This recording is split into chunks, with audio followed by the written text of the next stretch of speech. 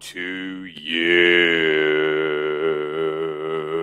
Bienvenue les amis dans un nouvel épisode du coffre. Ok. Ah oui, les petits enfants, c'est l'heure du coffre à catch. Ah, je suis quand même content de ne pas vous abandonner pendant l'été. Est-ce que je survivrai à la granule? Ah, c'est une canicule, papy. Ah oui, les granules, c'est ce que je foutais dans le verre à mamie pour essayer de la buter. Alors bon, je suis ravi que ça me fasse marrer parce qu'elle, ça ne les faisait pas marrer du tout. Hein. Et ça m'a coûté 3 000 € en soins médicaux. Je n'ai jamais payé. Alors là, le trou de la sécu, je peux te dire que je l'ai rempli chez mamie. Alors bon, qu'est-ce qui se passe? Segment numéro 1. Non, mais c'est moi qui fais ça d'habitude. Ah bon? Alors là, j'étais prêt à bosser un peu plus. Je me suis acheté une piscine, je suis au frais là. J'ai les couilles. Non. Papy, c'est... Non, s'il vous plaît. Il me plaît. Ah bah, super, alors. Bonne détente. Ah oui, 40 000! Segment numéro 1! J'adore, je regarde toutes les semaines. Ah oui, ce que je préfère, c'est quand vous parlez de moi. Comme il va. Eh ouais, j'adore le... Bon, allez. Bisous, papy. J'ai coupé son micro. On le retrouvera bien sûr dès la semaine prochaine, car c'est ça aussi la beauté de l'univers d'Ajus. C'est que même si là nous venons d'enregistrer 3 émissions de suite, on a quand même eu le temps de se changer entre chaque.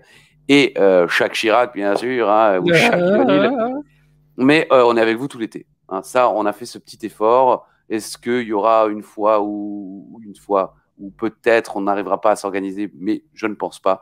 On veut être avec vous tout l'été. On veut vous accompagner sur votre lieu de villégiature pour ceux qui partent et chez vous pour ceux qui restent. Et justement, si vous êtes en vacances, n'hésitez pas à nous envoyer des photos de vous qui regardez le coffre à cache sur la plage ou dans une piscine, sur votre téléphone, franchement. On aimerait bien savoir comment est-ce que vous regardez, parce que pour l'instant, c'est vrai qu'on a souvent c'est la pause de midi, du lundi, mais voilà, ce serait sympa de savoir comment est-ce que l'univers d'Ajus regarde le coffre à catch pendant les mois estivaux. J'ai récemment appris qu'en France, tu dois payer une taxe si tu as une piscine. Ah oui, bah oui. Bah quoi, je sais pas, oui, parce que voilà, hein, les masques tombent. On l'appelle la pisse-taxe. Si vous êtes sage, je vous raconterai une blague après. Restez en onde, hein. Elle est nulle. Bon bah c'est bien, tout le monde a parlé. Avant que tu fasses la présentation, on peut commencer avec la date et le défi d'Alain. Non. Très bien. Ah, non, mais mais les présentations c'est surfait. Alain, Yann Colby, Alain Stertz, 2 grands noms désormais du YouTube game catchesque du monde, de la francophonie en général, hein, principalement. On ne va pas se mentir, on parle français. Alors, bonjour Yann, bonjour Alain, bisous à toutes et à tous et merci d'être là bien sûr. Alain, défi right now. C'est parti, nous sommes aujourd'hui le 6 février 2007, nous sommes devant 1,6 million de téléspectateurs, nous sommes en direct de Omaha dans le Nebraska, la ville de naissance de Penny dans Big Bang Theory, que je salue, qui nous écoute toutes les semaines, devant 7000 spectateurs. Et il n'y avait pas le 1 de plus et 1 de moins pour les téléspectateurs. Tu m'as dit qu'on n'avait pas le temps, donc voilà. Okay. Monsieur est en peignoir, il sort de la douche. Donc, moi j'applaudis. Ça s'est passé un 6 février. Nous fêtons les anniversaires de... Alors là, j'ai fait un peu les fonds de tiroir. Il y en a beaucoup qui sont déjà morts. Hein. Annie Ou alors Pujol. pas intéressant. Voilà, Bob Marley. Bon, ça c'est intéressant. Eva Braun, on la salue. Jacques Villeray. Mais aussi Patrice Loco, qui le Christophe Ajus du football. Oui, bah, bien sûr, j'ai toujours été un grand buteur. Rien à voir avec son amour de la nudité. Claude Leroy. Oh, le sac à merde du Racing. Ah ouais. Léon Goretzka, quand même. Oui. Qui ça? Léon Goretzka, c'est un joueur du Bayern de Munich et j'aime bien citer des joueurs du Bayern de Munich. Ouais. Je ne connaissais pas. Mais c'est vrai que Claude Leroy, on a rarement connu. Non, c'est pas ça, mais enfin, le mec a fait une carrière à être sélectionneur en Afrique, il n'a jamais rien gagné. Il se pointe au Racing Club de Strasbourg, il nous vend du rêve, et puis finalement, il n'a même pas vendu une merguez. Alors, bon, super. Autre chose, Alain? Et le dernier anniversaire du jour, ça va faire plaisir à Uva, c'est Christine Boutin. Ah oui. Alors là, je suis tapé son cousin. Tac, la cousine. Hein. J'aime beaucoup, avec de la purée de pommes de terre. Voilà. Il va en plus avec l'accent alsacien. côté catch, c'est l'anniversaire de Connor de The Ascension. Donc, inutile de dire que là, on a raclé tout ce qu'il y avait. Et en plus, dans l'histoire du catch, c'est pas passé grand-chose. En 1995, on a Jerry Lawler qui revient à la USWA et qui devient champion pour la 20e fois en battant Sid. Quelle injustice. Oh. Si d'aventure vous avez ce match, n'hésitez pas à le partager. Alors pour poursuivre dans cette veine historique admirablement lancée par Alain, Omaha, Nebraska, dans cette salle très précisément, il y aura Judgment Day 2008. Et dans cette ville, mais pas dans cette salle, il y a eu le In Your House Good Friends, Better Enemies, main eventé par Shawn Michaels, Diesel, en Street Fight ou No Holds Barred, un truc comme ça, en avril 1996. Avec l'utilisation d'une jambe de bois arrachée en à plein Mad Dog match Vachon sur le reste de la jambe qui, elle, n'est pas en bois, de Mad Dog Vachon, effectivement, vieux briscard des rings québécois qui était au bord du ring ce jour-là, enfin, dans le public, et il lui arrache la jambe, et paraît-il, il n'était pas au courant. Il savait qu'il y aurait quelque chose, mais il n'était pas au courant qu'on allait lui arracher la jambe de cette manière. Ah ouais. Hall of Famer, hein, Mad Dog Vachon. Mad Dog, le chien fou Vachon. Tu voulais rajouter quelque chose, Yann? Ouais, mais je me suis perdu dans mes souvenirs. Il y a aussi Mad Dog Vachon qui est là, In Your House, Over the Edge 1998 à Milwaukee dans le Wisconsin. Mais je me souviens plus de ce qui se passe avec l'angle et s'il y a de nouveau une utilisation de jambes. Donc je préfère m'abstenir. Je crois qu'il y a un clin d'œil. Il me semble qu'il y a un clin d'œil, mais beaucoup parce que c'est brutal. Hein. Si vous n'avez jamais vu cela, je vous conseille fortement. C'est choquant, extrêmement choquant. On sent d'ailleurs qu'à ce moment-là, la WWE commence petit à petit à devenir un petit peu plus edgy, comme on dit du côté des téléphones quand on ne capte pas. Comme disait Styles. Edgy Styles, très bon. Et pour terminer ce que tu disais sur Over the Edge 98, ceux qui ne l'ont pas encore vu, regardez ce show où vous pouvez voir la greatness absolue du Rock qui fait une promo merveilleuse avant son match contre Farouk. Qui lui, par contre, est un peu merdique. Voilà. Ah bah oui, il y a peu de doute quoi. Résumé dans la pizza à la volaille. Moi, sur McMahon, il est... Bah non. Et vous ne dites rien, Alain. Ah, le défi. Bah ouais, personne ne me dit rien, mais heureusement que je m'arrête moi-même. Alors le défi, qu'est-ce que je vais pouvoir voir? Non, je vais écrire sur ce papier. On est un peu dans la période ECW Originals et tout ça. Je vais écrire sur ce papier un catcheur passé par la ECW transfuge à la WWE.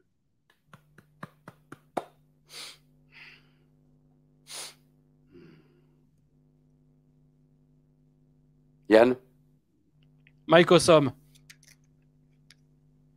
Stone Cold Steve Austin. Peut-il être considéré comme un transfuge?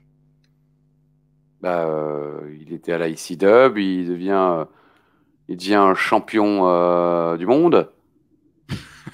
Et puis après, il se casse. Effectivement, il vient de la ECW quand il arrive à la WWE. Voilà. Donc ça peut être considéré comme c'est moi qui ai proposé le thème, hors onde. Je fais ce que je veux. Voilà. Après, Alain a peut-être tout simplement pris juste incrédible, comme je l'évoquais en exemple de ce choix. Alors, allez, le résumé. Ça va qu'on n'est pas content. Il voulait nouveau départ, on aime tous. Maintenant, il a humilié la slash, parce qu'on va sur ça, tout ça, l'agence. Maintenant. Voilà. Léon Zitrone qui commente la ECW, quoi. Segment numéro 1, on nous rappelle que c'est déroulé la semaine dernière avec la présence de M. McMahon et ses rencontres avec les ECW Originals. Segment numéro 2, M. McMahon a provoqué les ECW Originals. Paul Fortune Miller, alors qu'il n'en parlait pas la semaine dernière. Ça nous parle de la présence de la Trump Barrow de la semaine dernière parce que la rivalité est lancée. Roman Sabu, Trimmer, Paul Sondman, Nathan McMahon. Vous avez à peu près compris? Moi, c'était bon. J'ai compris Minerve de Balls, ouais. Ouais, mais en fait, je croyais que c'était une référence à son pétage de gueule. De Kevin Thorne. Oui, voilà, mais en fait. Moi, je pensais aussi. Bah oui. Mais comme c'est là, j'étais surpris parce qu'il n'y avait pas la semaine dernière la Minerve. Mais en fait, non, il a une Minerve parce qu'il y a eu une altercation avec Umenga du côté de Raw. Bon, Ce qu'on a là, c'est les ECW Originals, le plus grand groupe de misfits de l'histoire. En vrai, ce sont des has-been. Non, des never has-been. La plupart de ces gars ont des casiers judiciaires. Pop. Le public. Ah oui, pop, alors là, ouais. pop. Ouais, sur les mecs ont été Criminal arrêtés. Records, ça pop. Ce qui les a obligés à aller à la ECW. Le public sont ECW. Monsieur McMahon, comme la semaine dernière, dit fermez-la, shut up. La ECW, c'était de la demeure et ces gars sont de la demeure. Regardez-moi, je suis dans Jurassic Park. Je trouvais que c'était sympa comme petite référence, d'autant qu'on aime tous ce film, n'est-ce pas, Alain voilà. Non, parce qu'on a vu Jurassic Park, le premier, au cinéma avec Alain. Et il a passé la moitié du film. La moitié du... Je savais qu'il allait dire non. Mais à faire comme ça. Et pourquoi?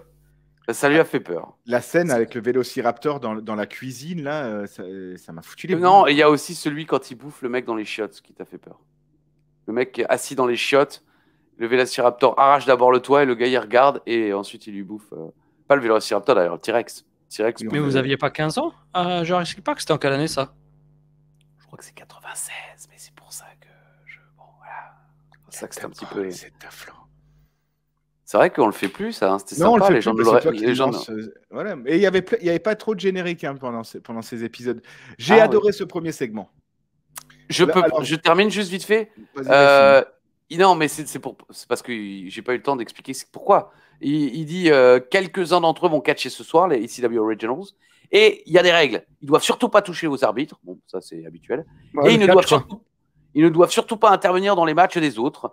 Et si vous ne m'écoutez pas, vous entendrez mes mots que Trump m'a volé dans The Apprentice. You're fired. Alors, qui va catcher et contre qui? Youpi. Ah, on aura Bobby Lashley. Attention, il faut opérer, hein, sinon ça fait une péritonite.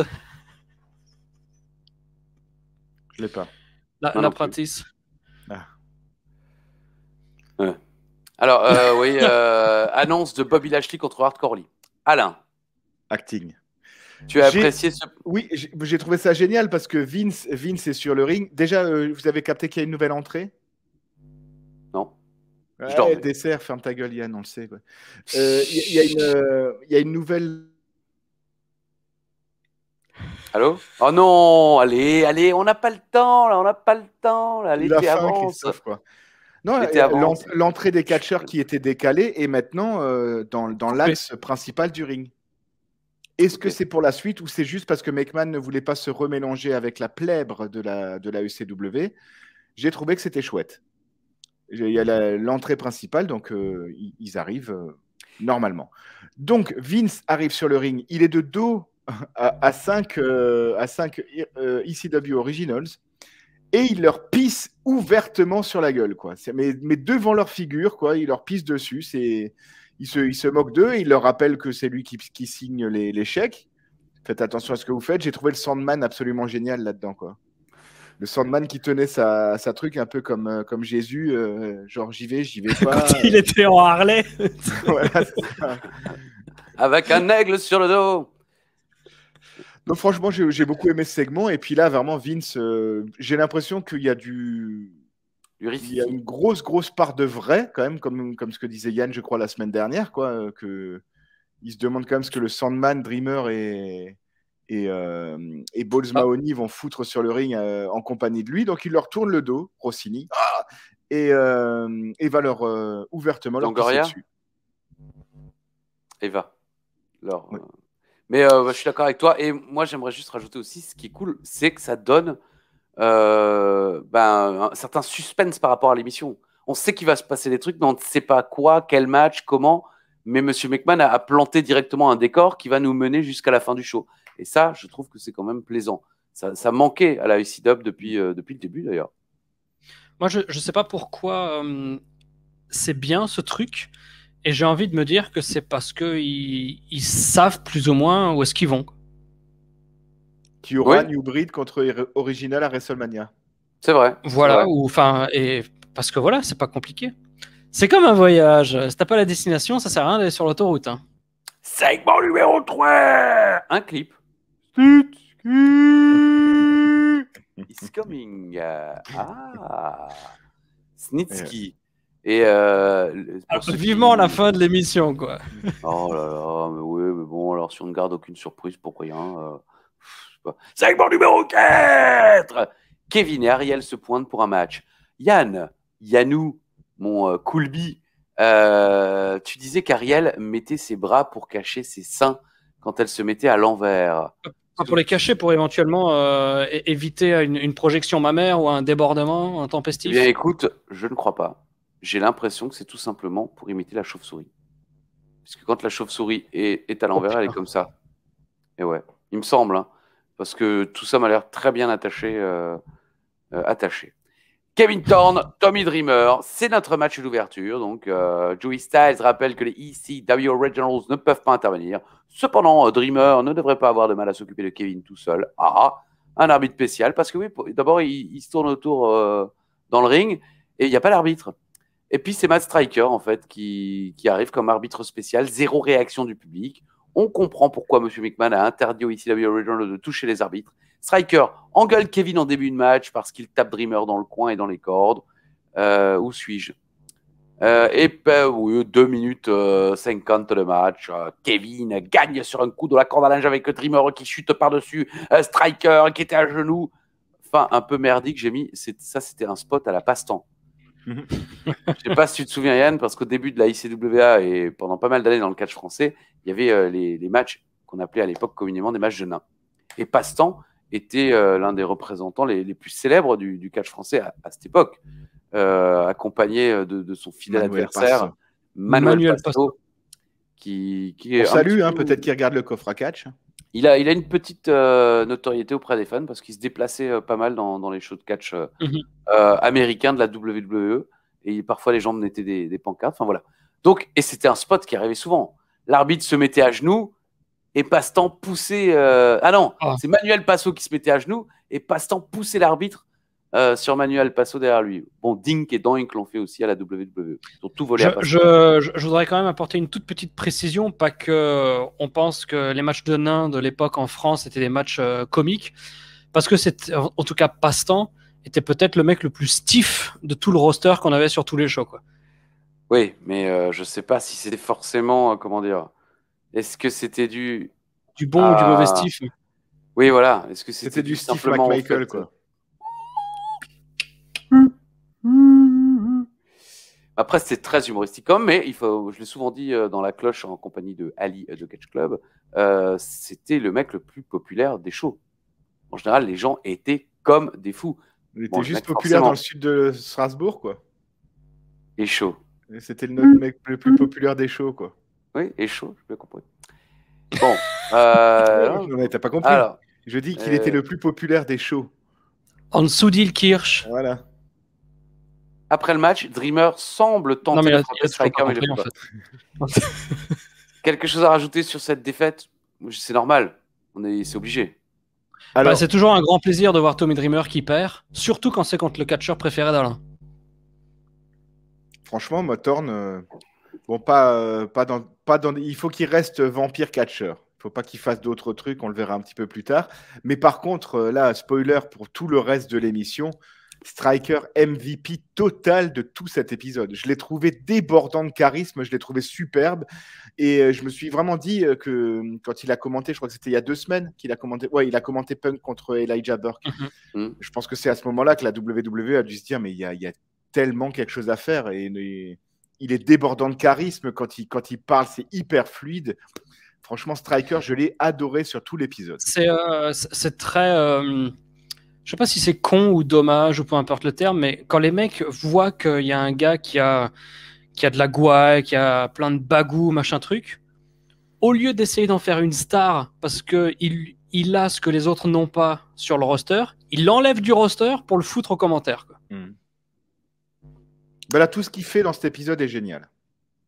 Et en plus, en général, il le décrédibilise assez rapidement en lui faisant faire des trucs un peu con-con. Ce que tu regrettais dès le début pour Matt Striker, mon cher Coolby.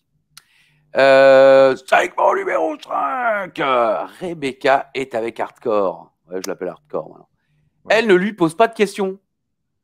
Ce soir, Hardcore Holly, vous allez affronter Bobby Lashley. et elle lui met le micro sous le nez. Voilà. Bon, bah merci Rebecca. La meuf, elle en a déjà ras le cul. Elle pose plus de questions, c'est terminé. De toute façon, elle part dans un mois, un mois et demi, un truc comme ça, on avait vu. Et moi, je trouve ça dommage parce que Rebecca, moi, je trouve elle recule un peu quand même au niveau de. Elle a eu une heure de gloire folle il y a quelques semaines. Là, ça. Elle a commencé au sommet de sa gloire. Oui, Alain, c'est dommage. Toi, t'apprécies. Moi, j'aime beaucoup. Je trouve qu'elle a ce eye contact là que je relève souvent quand on parle de Rebecca, que je trouve chouette. Elle commençait à avoir de la personnalité. Il y avait quelque chose à faire en plus suite au hug avec Vince McMahon la semaine dernière. Rebecca, c'est un grand oui dans cette nouvelle ECW. Hardcore dit que Bobby a défendu le titre contre tout le monde, sauf lui. Alors ce soir, il va prouver pourquoi il devrait être champion. Voilà. Segment numéro 6, c'est le clip de Bobby Lashley. Avec sa fille, sa mère, ses sœurs, son histoire dans l'équipe de Luke de la fac. Je pense qu'en 2007, j'ai dû détester ce clip. Mais aujourd'hui, du haut de mes 40 ans, j'ai trouvé ça plutôt touchant. Mais c'est clair que ça fait pas badass. Et d'ailleurs, on nous annonce qu'il y en aura 3 autres. Et voilà. Alors ça, c'était très étonnant, j'ai trouvé, parce que quand ils ont annoncé qu'il y en aurait 3 autres, c'est comme si ça, c'était la première des 4 parties, alors que quand tu le regardes, en fait, tu as l'impression que c'est un résumé d'un documentaire. Oui, une bande-annonce, quoi. Exactement. Donc voilà, parce que ça m'a rappelé toute proportion gardée les vignettes qu'ils avaient faites entre Mick Foley et Jim Ross, où on essaye de se plonger un petit peu semaine après semaine dans le passé d'un catcheur, dans sa vie, d'où il vient, etc. etc. Et en voyant ce mini-clip, je me suis dit, ah oui, ok, c'est comme tu as dit, Christophe, c'est très sympa, etc. Et après, ils ont dit, la semaine prochaine, les 3 autres parties. Et je me suis dit, ok, donc c'était la première partie. Et finalement, oui, c'est... je sais pas, c'est très sympa, mais... Bon, c'est juste parce que c'est sympa que ça peut servir un petit peu la cause de Bobby Lashley. Mais lui, en tant qu'être humain, on n'en sait pas vraiment plus. Et c'est ça que j'ai reproché à ce clip. On apprend quelques trucs, mais il n'en sort pas transformé, tu vois. Moi, j'ai noté promo Bobby Lashley, 2 points, aimez-le. En gros, c'est ça, quoi. Oui. Aimez-le. Oui. Vous n'avez pas le choix. Et je trouve que Bobby Lashley, c'est surtout la sœur de Bobby Lashley et sa maman auront du mal à renier leur lien de parenté. Je trouve que le faciès et les yeux, on voit qu'ils sont de la même famille. Ils se ressemblent beaucoup. Et après, là, c'est joli. Et puis, j'ai bien aimé aussi quand ils mettent un petit segment où il va voir les militaires, il leur met la ceinture ECW et tout ça. C'était chouette, mais c'est vraiment trop la promo. Touche-moi pas, là, avec ton truc. Aimez-le, Bobby. C'est vrai, c'est exactement ça. Après, on est à la IC-Dub, donc j'ai peur que ce soit un peu contre-productif de jouer sur les sentiments, la famille, le côté moi c'est mon bébé. C'est surprenant, je trouve que ça ne correspond pas vraiment à l'image de la IC-Dub, mais bon, c'est pas mal fait. Segment numéro 7, Hardcore Bobby Lashley. Petit à pas pour le champion quand même. Sato Savalaro, il a défendu le titre au CW. Première fois, Arrow et Kentucky contre Kenny Lystra. Voilà, super grande compétition. Alors, début de match, brouillon dans le coin. Lashley reprend la main, il s'énerve un peu. En y pensant, l'angle avec Monsieur McMahon, c'est ce que j'évoquais soit dans l'épisode précédent, soit tout à l'heure, je ne sais déjà plus. Aurait eu plus de sens si le champion ECW avait été un ECW Originals? Non. Point d'interrogation. Oli balance son chiffon, voilà, tac. On est sur du 8 minutes de match. 8 minutes et 1 seconde de match. Et bam, Lashley, il fume Hardcore Oli sans problème. Military Press Slam et super Military Press Slam. Un vrai, en fait. Tac. Un vrai, parce que Bob Oli... Tac. Encore une fois. Tac. Ah ouais, en 3 tacs. Tac. Moi, j'ai beaucoup aimé la foule parce que le match, il est ok, sympa, moyen plus, on va dire, mais la foule est vachement plus réceptive qu'elle n'aurait dû l'être face à une telle prestation. Donc ça a rendu le tout vraiment très agréable, j'ai trouvé. Ouais, non. J'ai trouvé que, comme tu as dit, j'avais l'impression que tu disais que Lashley, bon, il le bat, certes, Mais je trouve il se fait dominer quand même une bonne partie du début du match et je trouve que c'était assez surprenant. Mais le match au final était bon. Et là, Yann Coulby vous l'a annoncé tout à l'heure. Non, mais quand j'ai vu le mec arriver, je me suis dit, mais c'est quoi ce tease de 11 minutes, quoi? Oui, il arrive bientôt. Ah oui, là, c'est carrément. Oui. Ouais, il est en train de se changer. C'est lui qui a mis play sur le clip. Il était dans les vestiaires, il a mis play le temps que le clip, ce truc, il a couru jusqu'à l'entrée, quoi. Et il est là. Il est là. Snitsky. Alors, les gens seront certainement déçus de savoir que je n'ai absolument rien inventé, puisque c'est notre ami Naniwa, notre camarade David, qui, regardant combattre le dénommé Snitsky en Allemagne, à la Athletic Club Wrestling, la ACW, comme on dit en allemand, la ACW. On précise, c'est des shows qu'on allait voir très souvent en 2002, 2003, 2004.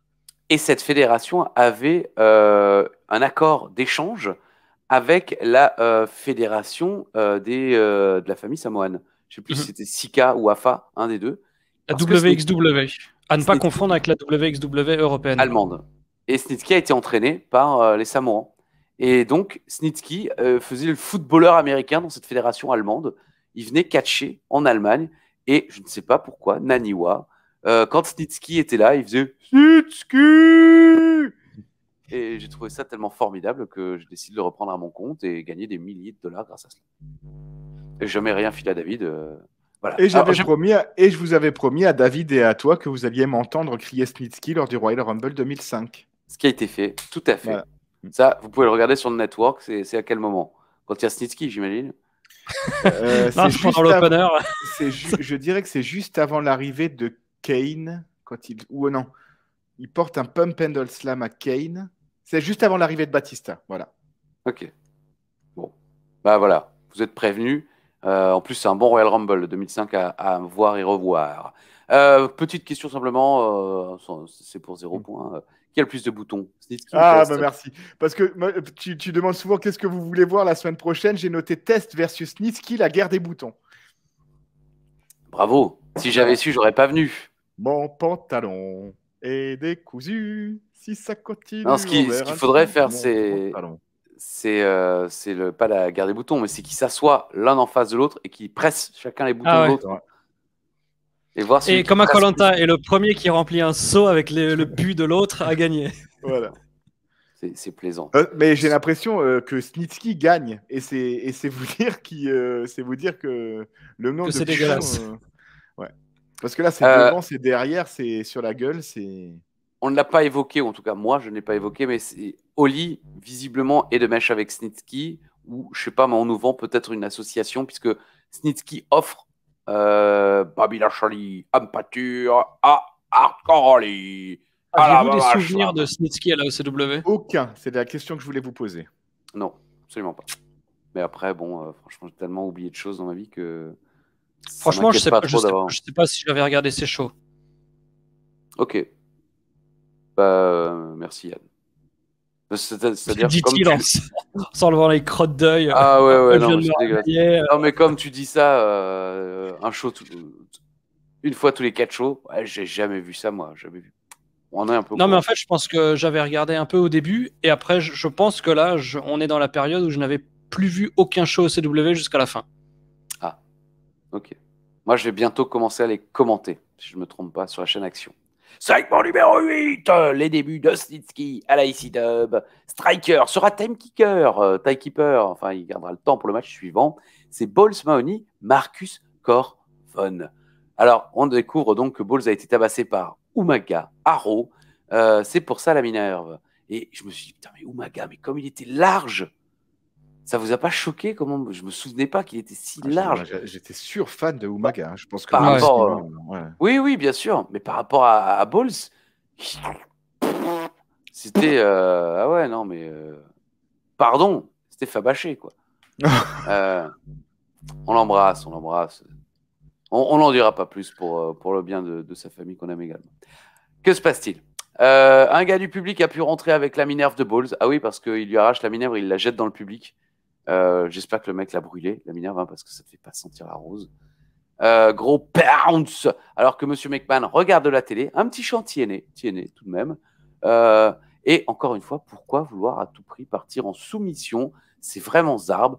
Là, MCV nous fait un Cobra Clutch et Monsieur McMahon est content. Victoire, bien sûr, en 1,50 de MCV. Ce Cobra Clutch avait un petit peu plus de sens que les Fujiwara Armbar des 2 dernières semaines. Ouais, sauf qu'à un moment, ouais, mais un moment, il va finir avec un c'est ça, ce que j'allais dire. Quoi. Mais non. Et oui. Taz s'excite, mais non. Il continue. Moi, j'ai un truc que je n'ai jamais compris dans le catch, c'est quelle est la symbolique du guest timekeeper. En quoi ça fait quoi? Je me souviens. On le voit plus tard. En fait, ce que ça peut faire, c'est que le mec joue avec la cloche. Mais sinon, ça n'a aucun sens. En réalité, ça. On l'a vu il y a 10 ans, éventuellement. Il n'y avait pas de time. Enfin, tu parles de Montréal? Ouais. Ben non. Est-ce que le son de la cloche officialise quoi que ce soit? Non, mais ça met le bordel dans un match. On le verra dans quelques minutes. Mais ce que je voulais dire en général, en fait, les guest timekeepers, ce sont des célébrités à qui tu ne peux pas faire quelque autre chose sous peine de ou en ayant, enfin, qu'il y ait le risque qu'ils se blessent ou qu'ils fassent une connerie. Donc, on leur dit de sonner la cloche, quoi. C'est facile. Ou alors, Over the Edge 98, qu'on a mentionné dans cette émission déjà? Ou la semaine dernière? On ne sait plus. C'était il y a 8 ans déjà.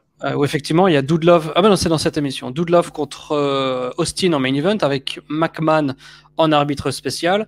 Pour que Austin garde, pour que le match se termine, c'est uniquement la main de Vince McMahon qui doit compter. Et en plus de ça, pour faire chier Austin, donc c'est ring announcer spécial, c'est Pat Patterson, et guest timekeeper, c'est Jerry Briscoe. Et à l'époque, déjà en tant qu'adolescent, j'ai dit mais qu'est-ce que ça peut me foutre qu'il y a ces potes là, ce qui compte, c'est ce qui est dans le ring. Ça déstabilise. Pas quand t'es Austin.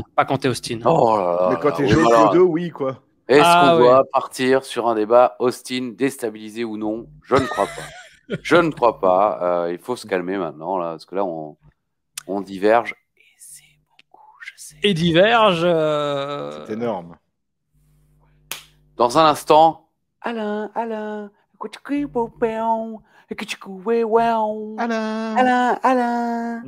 Ah, elle est revenue. Elle est là. Segment numéro 9. Alain. Bon, j'ai mis franchement, c'est inutile. À part attirer un peu de 8 quand quelqu'un vient les interrompre, ce qui est le cas aujourd'hui, puisque c'est Matt Striker qui sera le spécial ring announcer du match suivant. Elles sont en tenue un petit peu Britney Spears, Baby One More Time. Tiens, Alain, j'ai oublié de t'envoyer la photo parce que j'avais pas mon téléphone, mais ce matin, je suis allé on avait mangé un petit déj et dans les toilettes, il y avait un espèce de gel, une espèce d'étron. Ouais. Et je m'étais dit, est-ce que Alain est déjà venu ici? Ouais. Sa sœur, peut-être éventuellement. Non, mais il y avait une espèce de gel, pas pour les mains hydroalcoolique, mais un truc genre Sanitol pour désinfecter les chiottes. Et le truc s'appelait Mona. Et sur la boîte, il y avait une slutty nurse. Une quoi? Comment dire? Tu vois ce que je veux dire? Une infirmière sexy. Ah non, ni lui ni moi. Slutty nurse, ok, pardon. Ah ouais, slutty nurse. Je suis en Islande, moi. Ouais, joli, quoi. Mona Clarkson. Ouais, et j'avais pas mon téléphone. Ouais. Mais j'ai pensé à toi en faisant pipi, du coup j'ai arrosé un peu partout pour qu'ils utilisent le produit. Comme la dernière fois, tu te rappelles? Synchronisation de danse de mieux en mieux. Les tenues sont cohérentes et on revient sur un truc où on veut enlever le bas. Mais sur quelle planète il vit, ce mec? Les tenues sont cohérentes. Bon, non, mais avec quoi, alors? Mais par contre, moi je cohérente avec la demande, offre et demande. Pour une fois, mon cher Alain, je ne critiquerai pas nos camarades féminines. Je trouve que les musiques qu'ils leur mettent sont vraiment nulles. Autant les Nitro Girls, il y avait un petit peu d'entrain, il y avait du truc, mais là, c'est toujours du faux hip-hop merdique. Là. À tel point que la première fois et la deuxième fois, je me suis demandé s'ils n'avaient pas rajouté une musique par-dessus la vraie de l'époque, tellement il n'y a aucun rapport avec cette espèce de truc un peu languissant et elle qui danse comme ça, quoi. Pareil, je me suis dit la même chose. Mais c'est pas de leur faute. Là, c'est pas cohérent. de leur faute. Non, mais c'est cohérent. Regarde la cohérence. Ah oui, là, il y a c'est la cohérence. Non, moi j'aime beaucoup Leïla. C'est cohérent entre l'offre et la demande. La pire justification. Non, mais Alain travaille dans le commerce. Mais les gens veulent du striptease et les gens veulent des tenues d'écolières avec des couettes. Alors ça, je sais pas si les gens veulent. Hein. Je suis pas si, certain les gens veulent. Ah, les gens ont voté. Bon, mais ils veulent pas des couettes, personne n'a envie de dormir. Donc, spécial ring announcer Striker, spécial commentateur Marcus Coron. Le mec a même pas eu le temps de se rhabiller. Il est à moitié à poil là, à côté des commentateurs. Et spécial guest timekeeper Kevin Thorne. Si quelqu'un s'en prend au catcheur. Et Ariel, bien sûr. Oui, bien sûr. Excuse-moi. Pardon. Si quelqu'un s'en prend au catcheur ou au gars dehors, il sera viré. Donc, c'est le main event. Et ah oui, d'accord. Ah ouais, non, moi donc Turkey a déjà été viré. Et là, je me réponds à moi-même, non, mais il sera viré le 18 janvier. Ouais, mais connard, réveille-toi, quoi. Ah, je suis vraiment. En plus, mes dialogues, c'est de la merde, quoi. Mes dialogues. Ah ouais, je m'auto-parle. Et en plus, je me dis de la merde. Alors, pub. Voilà, non, mais le match débute, oui. Matt Striker, superbe. Il essaie de prendre un peu la voix du Fink. Il a le costard oui, va ravir. C'est vrai, hein. Il fait très bien l'annonceur. Vraiment super bien. Est-ce qu'on a dit quel était le match d'ailleurs? J'allais le dire. Okay. Rob Van Dam, Elijah Burke. Ah, c'est ça, ok. Rob Van Dam. C'est le main event. Et il débute pendant la pub. J'imagine que Rob Van Dam va gagner, mais se faire casser la gueule. MCV, Apple Balls, Captain Caverne. Ça m'a bien plu. Captain Caverne. C'est de ce dessin animé que est sorti le poteau. Oh. Eh oui, je regardais Captain Caverne et je me suis dit, tiens, c'est le côté caverne, poteau. Voilà. Coolby, encore une fois, porte bien son nom, il est ni l'un ni l'autre. Quel est le rapport, quoi. Parce que tu es là, comme ça, le mec, il juge en train de se dire. Mais je sais pas. Je me fais des pattes ce soir. Mais je sais pas de quoi tu parles. Ouais, mec, il sait rien. Super. Bah, excuse-moi, moi je suis en Islande. L'amitié, les amis. Important. Monsieur McMahon aime voir Elijah Burke tabasser Van Damme. Striker sonne la cloche. Parce que Kevin Thorne, qui était le spécial timekeeper, il ne pouvait pas le faire lui-même, hein, visiblement. Trop occupé à tâter de la cuisse. C'est pas Ariel qui la sonne? Ah, je sais pas. Moi, j'ai l'impression que c'était. Il me semble que c'est Ariel. C'est pas Nikki qui la sonne? Ah, Nikki la sonne. Très bon. Si. Ah,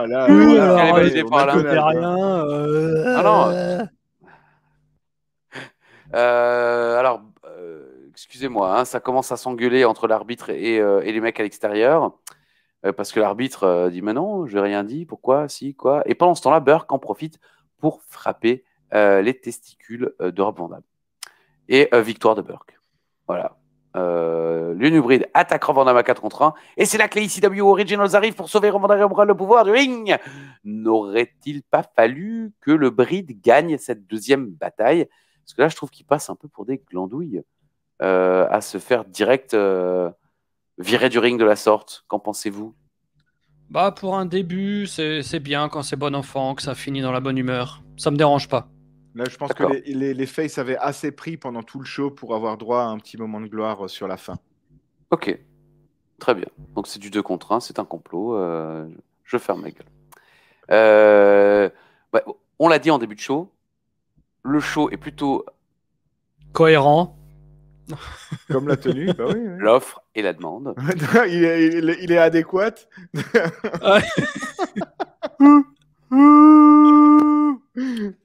Ça, vous avez promis une blague, hein. Je vais vous la raconter tout de suite. Elle est nulle. Maintenant Vas-y.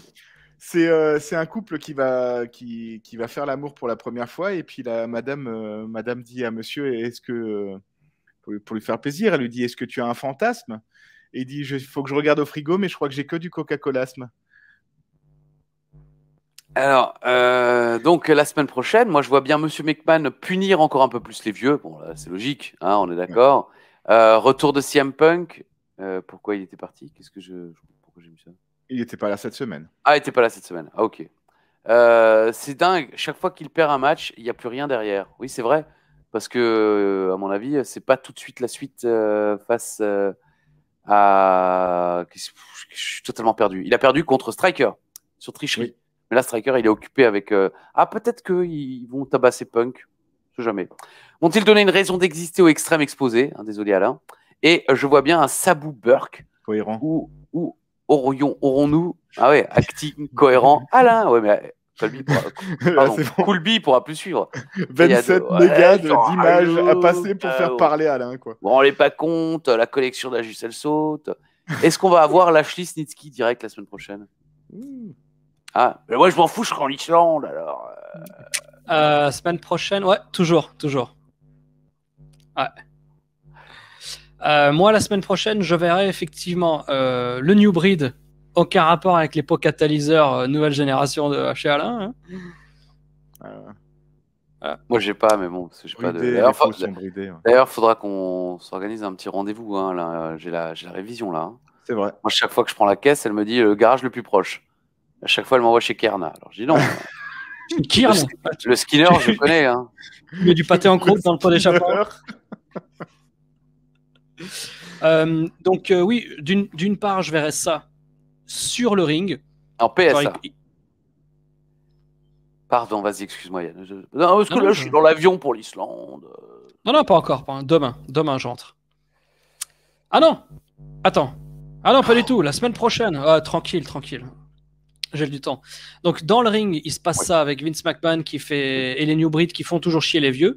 Mais quand même, pour montrer que les vieux ne sont pas en reste, je ferai des segments backstage où les vieux, notamment le Sandman avec son bâton, se farciraient à chaque fois un New Breed 2 ou 3 fois dans l'émission comme ça en disant bon, vous nous avez eu, mais on est encore là, prêt à foutre le souk et tout le monde et corda. Moi, j'aurais plutôt vu la semaine prochaine un squash de Snitsky sur un Tony Mamalouke ou quelque chose comme ça. S'il est encore là. Il a été viré le 18 janvier. Mamalouke. Ah merde. Ouais. Donc il est pas encore viré, c'est bon. Donc Big Show, putain, pardon. Nunzio. Sylvester Turkey. Ouais, Nunzio, il est encore là. Nunzio est encore là, ouais. Voilà, donc peut-être un squash sur Nunzio. Alain, il veut se farcir du Rital. Ouais. Quoi qu'il arrive, les Italiens vont payer. On ne connaît pas encore le résultat de l'Euro, ça se joue ce soir pour nous. Mais si les Italiens ont gagné, il est possible que c'est pour ça qu'Alain est énervé en avance. C'est tout. Moi, j'aime bien le défi. Allez. Bon, de toute façon, moi, je suis... I'm sitting on top of the world. I'm singing. On recherche un catcheur de la ECW passé, transfuge à la WWE. Ah, bah, il l'a cité. C'est Rhino. C'est un sacré malin, là, parce qu'il a fait genre, il a écrit pendant 1 heure sur son papier. J'ai fait pareil pour Axe. Ouais. Alors qu'il a écrit 5 lettres, quoi. J'avais fait pareil pour Axe, ouais. Parce que Yann étudie tout, Yann est là. Bon, bah voilà, on aura sur 5-2. Je pense que c'est bien. Je pense que moi, je suis pas pour l'humiliation. Tu peux gagner 10-0, moi je suis en Islande. Rien ne me touche. Je suis au sommet de mon bonheur de la vie. Ouais, ça fait longtemps que plus rien ne te touche.